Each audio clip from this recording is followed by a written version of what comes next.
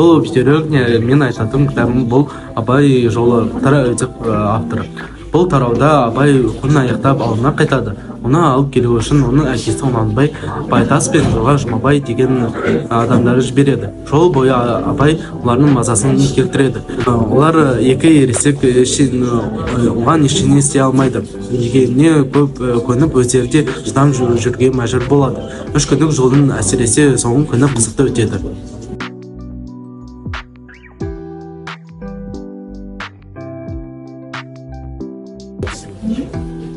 Маған Оралхан Бөкейдің Тортай мінер Ақбұзат атты кітабы ұнайды. Себебі Оралхан Бөкейдің барлық шығармашылығында кездесетін ортақ желі бар. Ол адам және табиғат. Олардың ертеден туыстығын, тұтастығын автор тап басып тани біледі. Сүйсіне отырып, жарқыратып, суреттеп жазады.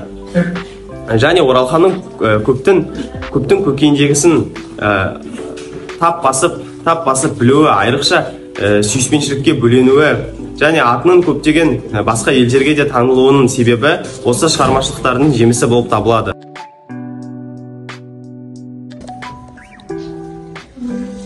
Ұшқан ұя романы Бауыржан Момышұлының мемориалдық шығармасы. Шығармаға автордың балалық шағынан ес біле бастаған, мектеп табалдырығын аттағанға дейінгі өмірі өзек болған. Жазушы өзінің тұлға ретінде қалыптасуына ұшқан ұясы ықпал еткен баяндай отырып, отбасы мүшелері, әжесі Қыстумас, әкесі Момыш, немере ағасы Момынқұл, әпкелері Үбиян, Алимандарды өзіндік бейнелерімен әр қырынан танытқан. Ұшқан ұя романы мемориалдық шығарма ғана емес, қазақтың салт дәстүрі, ғұрпы, ұстанымы, дүниетанымы әсерлі бейнеленген этнографиялық шығарма.